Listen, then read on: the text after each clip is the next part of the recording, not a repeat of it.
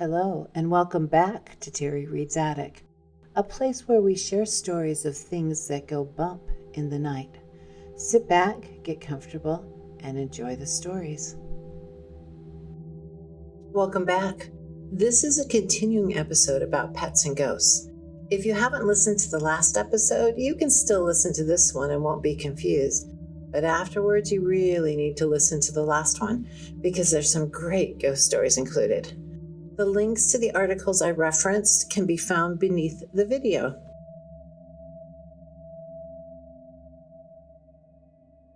A Psychology Today article called "Can Dogs Detect Ghosts, Spirits, or Hallucinations?" gives us a little professional information. One of the oldest and most persistent paranormal beliefs is that dogs have the ability to see spirits, ghosts of the dead, or even the angel of death. All of this is attributed to some kind of sixth sense that dogs are supposed to have. The belief that dogs are in tune with the spirit world or have some sort of precognition which allows them to anticipate ominous events is not just something from the distant past. It persists today. When the Associated Press had the GFK Roper Public Affairs and Corporate Communications Group conduct what they called a pet side poll, which involved telephone interviews with about 1,000 pet owners in the United States, it found, among other things, that 47% of dog owners report that at some time or another, their dog has alerted them to some impending bad news. The dog's alerting involves behaviors like trying to hide in a safe place, whining or whimpering, hyperactive or erratic behavior, or barking persistently just prior to something dire happening. On YouTube, you can find dozens of video clips which supposedly demonstrate dogs alerting to the presence of some sort of spirit or ghost. These videos usually show a dog that seems to act frightened or skittish, or barks or whimpers while staring into empty space where there is nothing to be seen. Then there are the many anecdotes that describe dogs who appear to be sensitive to ghosts or even places associated with death. One of these was related to me some time ago by a colleague in the mathematics department at my university. Before the real estate market in our area heated up, he had been lucky enough to be able to afford a small house which overlooked the water, not far from campus. At the time, he had a Labrador retriever named Lambda. When the weather permitted, he would walk the dog along one of the many nearby paths, which wended their way down the steep embankment to the sandy shore below. Lambda loved such walks, scouting out in front of him and happily exploring the terrain on either side of the trail. That was the case for all of the paths to the beach except one. Whenever my colleague chose to walk the dog along that particular pathway to the shore, something strange would happen. About midway down the trail, Lambda would freeze. He would stare into the bush and produce a strange growl, which seemed to be mixed with warbling whimpers. The only way my colleague could get Lambda to move past this point was to grab hold of his collar and physically tug him several yards along the path until he was well away from that spot. The reason my colleague felt that describing Lambda's behavior might be interesting to me was because he later learned that it was exactly that spot on that same trail where a student had been found dead a few years before. The student's death was ambiguous. It had never been determined whether it was by accident or foul play.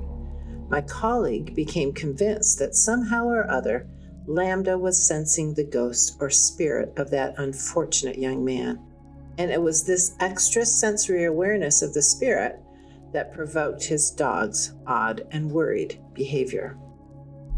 The author of the article, Stanley Coren, PhD, DSc, FRSC, goes on to explain that as a skeptic, he does not believe that Lambda was sensing the young man's spirit. Yet, he gives no viable answer for why the dog would then act in that manner at that particular spot. He says, being the scientific skeptic that I am, I am more inclined to interpret such behaviors in a way that does not involve the paranormal. Dogs have keener senses than we do, especially when it comes to smell and hearing. Many dogs are also reactive to unexpected visual events, such as moving or ambiguous shadows.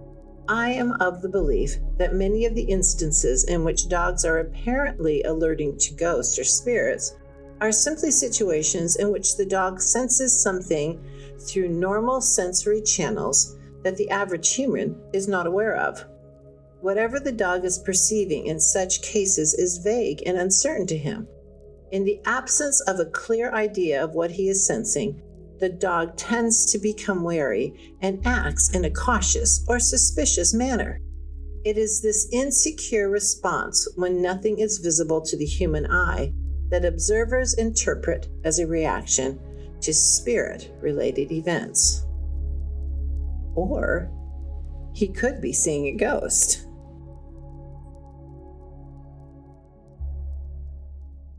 What should you do if your pet does experience a paranormal encounter? I love this post on Pet Central and their advice. If you think your dog sees a ghost, don't panic. Anderson says it's likely a friend or loved one stopping by for a visit. It takes a lot of energy for the spirits to show up. Karen Anderson, a professional animal communicator, psychic, and medium based in Elk, Washington, says, when they do show up, they're not trying to scare you or your dog.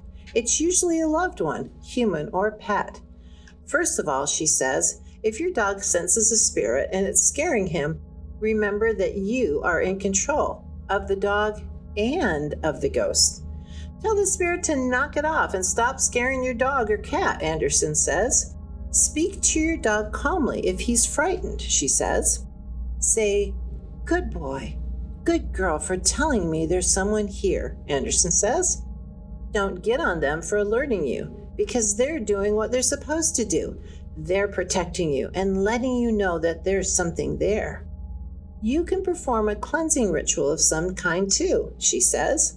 Say some prayers, burn sage, use holy water, or try green fire to help eliminate negative energies and entities, Anderson says.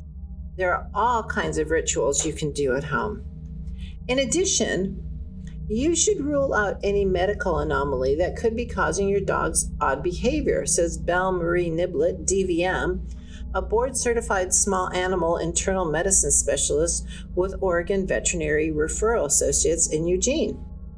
Dogs and cats can have partial motor seizures that cause fly-snapping behavior, staring off at nothing, or watching something that's not there, she says. They can cause abnormal brain activity. Dogs can also develop Cushing's disease, which is an endocrine disorder, high blood pressure, and other conditions that could cause abnormal sleep patterns and anxiety-related disorders, she adds. If you see that behavior one time, that's not a big deal. If you see it over and over again, or if it's increasing in frequency, visit your veterinarian, Dr. Niblett says. Also, take a look at things like flickering fluorescent lights and television screens, she says. Different light might have vibrations that bother them, she says. So be aware of those sort of things that might be causing some distraction. Using a product that contains a dog-appeasing pheromone can help. Sentry's calming collar for dogs, for example, uses a pheromone that mimics the calming pheromone released by a mother dog to quiet her puppies. It could help an anxious or spooked dog relax and feel at ease.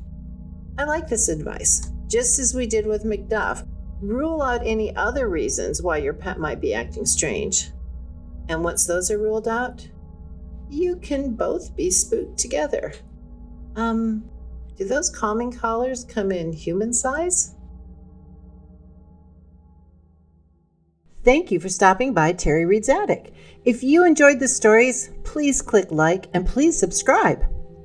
And please look below for links and more videos. Until next time, from ghoulies and ghosties and long-legged beasties and things that go bump in the night, dear Lord, protect us.